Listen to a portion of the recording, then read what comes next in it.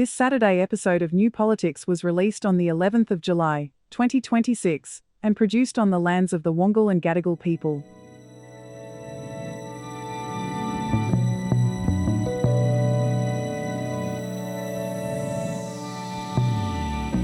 Is China really threatening Australia?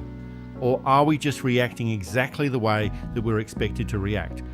The latest missile test by China is another chapter in Australia's predictable cycle of fear, media outrage and geopolitical point scoring. I'm Eddie Djokovic.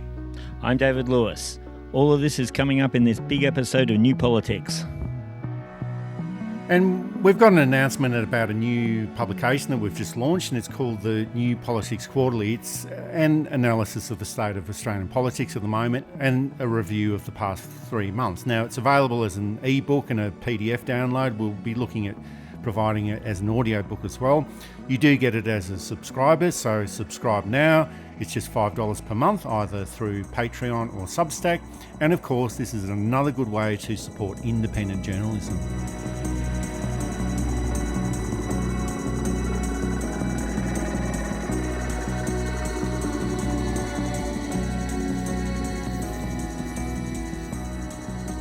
We have made clear our concerns to China. Concerns over yesterday's unexpected missile launch in the Pacific. And there is no doubt that this is a provocative act by China, which does destabilise the region. It's believed this is the missile tested, the JL-2 Julang, or Great Wave in Mandarin. It's 13 metres long, 2 metres wide, and is launched from submarines. It can carry nuclear warheads. This one wasn't.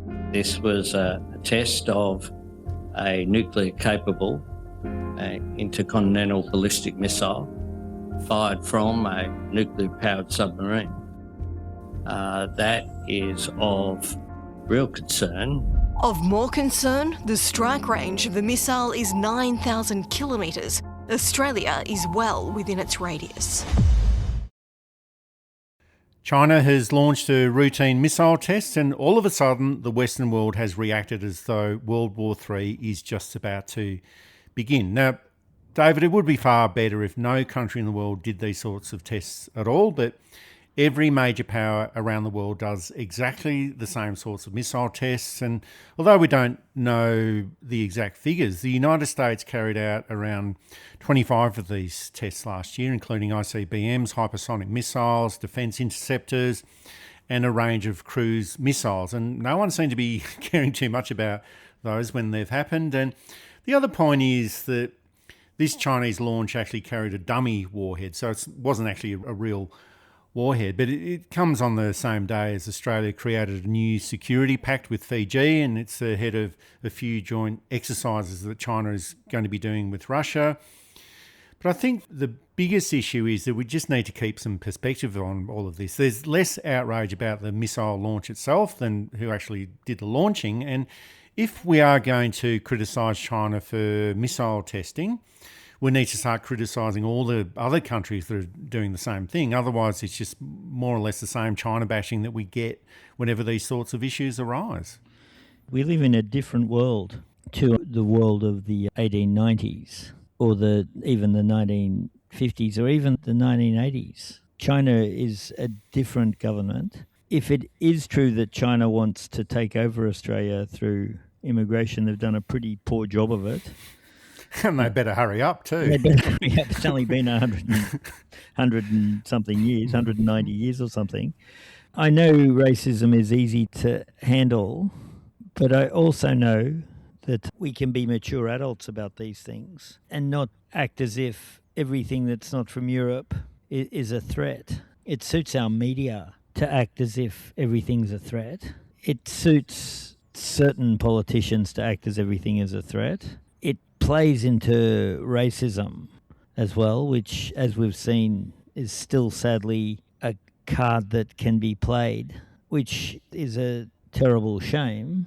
I think what we need to do is start acting like adults, start being less dependent on what other countries think, and use our own very excellent Foreign Affairs Department to look at decent and better policy. So if China does a military test, in the same way that Australia does military manoeuvres. We don't have nuclear weapons, thank goodness. But we do have international interests, and we don't have to be so immature and childish over things. Basically, it's a running theme of my commentary. It's time Australia grew up and acted like an adult country with responsibilities and opportunities in our region, rather than acting like imperialist lapdogs for failing empires. But the other point is that these ballistic missile tests, it's not really about Australia or Fiji at all. And much of the commentary framed it as this act of intimidation towards neighbouring countries. But the primary audience for all of this is not Australia or Fiji or any other Pacific nation. Of course, China's doing this for internal missile testing, but it's sending a message to the United States. And Australia's strategic position, well, it wouldn't have changed with this missile event or missile test the other day. China has had these intercontinental ballistic missiles capable of reaching Australia for some time now. And if that's what they really wanted to do, it's taking them 200 years or whatever. But why would they do this? And if China really wanted to intimidate Fiji or some of the other Pacific nations or even Australia, there are so many other ways that it could actually do this. But the media just seem to lap this up. And the Foreign Minister, Penny Wong, and then Defence Minister Richard Marles, they decided to join in and lap it up as well, putting on the long faces and giving the stern warnings about the threat of China to Australia. But yeah, David, to me, it's just so predictable and meaningless, very predictable. It's the same old stuff over and over again. Should we be fully accepting of China and all its policies? No, of course not. But should we act like a mature regional influence? Yes, that's what we should do. China's our biggest or second biggest trade partner. Why wouldn't we at least try and get on with them? Of course, we're hampered by immature and irresponsible media and politicians who are prepared to tap into what they think is the broad mind of Australia. In fact, it's the loudest minorities that seem to get heard. And yes, I know oppositions have to oppose, but the Liberal Party is doing itself no favour by trying, as we've seen, by trying to emulate one nation and getting in obvious non-experts from their field who, okay, they mightn't have had access to the right analysis, although the opposition does get access to this stuff. Maybe they should read it rather than find out what Greg Sheridan thinks or Andrew Bolt before they make a comment. Again, I don't want to fully endorse the Chinese government, but I don't think it's in anybody's favour. Because all China has to do is say, we're not trading with you anymore. And then where is Australia? We're in a Brexit situation where we're negotiating directly with Luxembourg and directly with Cambodia and Vietnam. And then Taiwan becomes an issue. And we should be trading with Taiwan, don't get me wrong. But it makes things complicated. And none of those markets are anywhere near the size of the Chinese market. And hello to all our Luxembourgian listeners and our Taiwanese listeners. And you left out Liechtenstein, I noticed. That's right. Hello to Liechtenstein. But the point is that we've got to balance practical reality against white Australia policy fantasy. White Australia has been dead here for at least 54 years, killed in 1972, but it was on its way out beforehand. Hubert Oppenheim, the Minister for Immigration, had started relaxing it. It was Al Grasby, the Labor Minister for Education, who killed it. But it hasn't really left the Australian policy psyche, at least on some ends. I'm not talking about public servants necessarily, or even our current or former foreign affairs ministers. But you can still feel it scratching around the edges of policy on both parties' sides, but particularly the Liberal Party. And there's been some analysis that suggests that China's biggest mistake here might have been a political mistake, and not that they'd care too much about it, but it has misjudged how this missile testing exercise would have been perceived across the Pacific, and it's pretty much just handed Australia and its allies a easy bit of diplomatic point scoring. But I think there's also the other issue of the history of nuclear bomb testing and all sorts of missile testing in the Pacific from the 1950s onwards by France and Britain and the US. And in total, there was something like 200 nuclear tests in the Pacific Ocean in that region, mainly by France. And this has been an environmental catastrophe and environmental vandalism on a grand scale. One little bit of missile testing in the region is probably not going to go down so well. And most of this just seems to be based on the spheres of influence as well. And Australia wants to reclaim this region. Not that it fully lost it, but it wants to reclaim it fully after the relationships with a lot of Pacific nations were weakened by the Morrison government. And that's probably the main way that I think we have to look at this issue. Yeah, and I've been highly critical of Penny Wong on her Middle Eastern policy, but her Pacific policy has been actually quite good. It's a shame her reputation will be tainted by tacit support of genocide. But in the Pacific, she's actually been really good in rebuilding these relationships, which of course makes the other stuff much worse. And Australia should be a major power in the region. We have the wealth, we have the resources, we have the education, and we can help smaller countries like Tonga, like Samoa, like Fiji, Tuvalu, like Indonesia become better through grants, through support, through education, and those are only a few of the countries. There's no reason why we can't help either directly or indirectly every country in the South Pacific and be seen as the leading power here. Is it the same as being the leading European power? No, but let's be practical. We've got to tighten up and mature our rhetoric towards China if we're going to be taken seriously long term. And the other issue there, like that idea of Australia wanting to be a big regional player, like geographically, this is where Australia is. It's not based in Europe, it's not based in the US, it's based in the Pacific region, but Australia can't just force its way. Well, force is not the right word, but you can't get back into the region as a big regional player and then do nothing with it. That costs money by supporting infrastructure in those Pacific countries and supporting them through climate change action as well. And the thing is that if Australia doesn't do this, China will.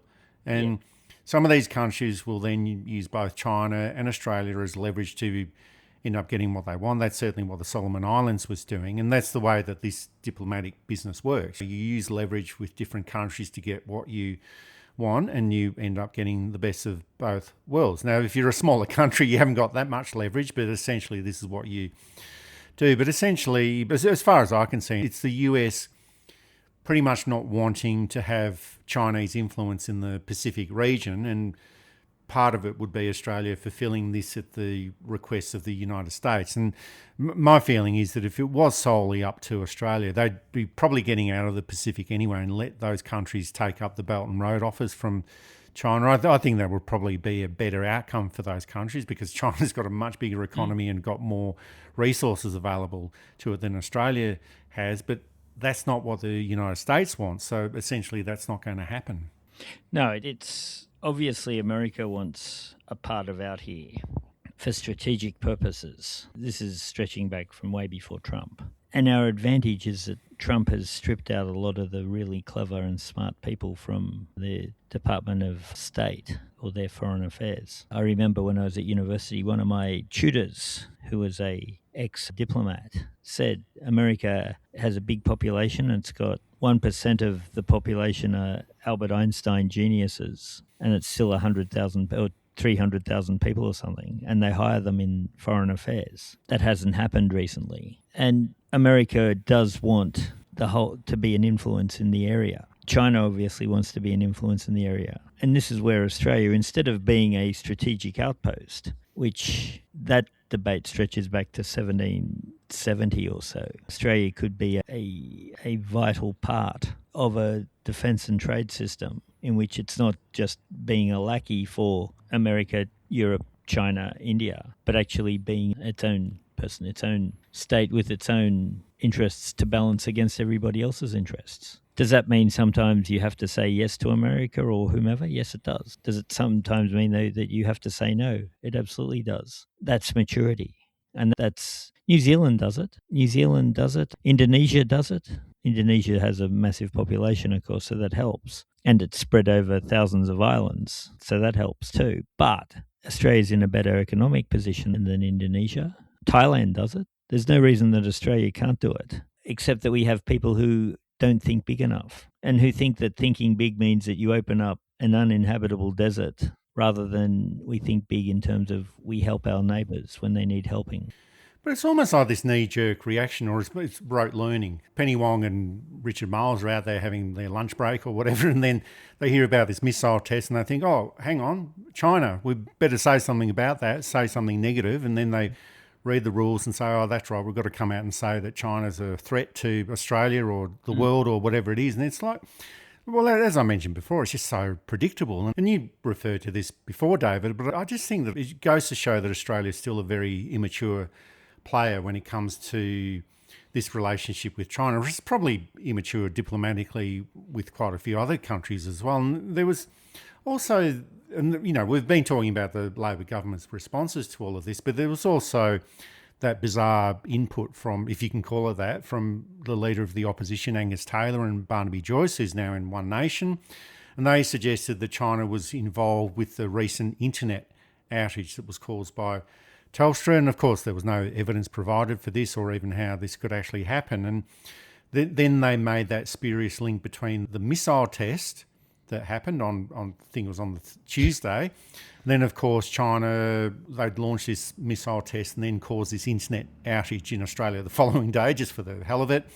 And this is just this ongoing idiocy about China and the fear that it's on the verge of attacking Australia, and we've got to be prepared for all of that. And we've been asked quite a few times if China is actually going to invade Australia, and I have a good laugh about this, but I think there's actually more chance of the United States invading Australia, although that's probably already happened in other ways. It's almost like a silent invasion through Pine Gap and AUKUS, and I think we've probably got more chance of being invaded by New Zealand. But just this debate about China in Australia, it's verging on the paranoid. It's usually backed up by the mainstream media, especially the Sydney Morning Herald, and then is backed up by government ministers who should know better, but they don't.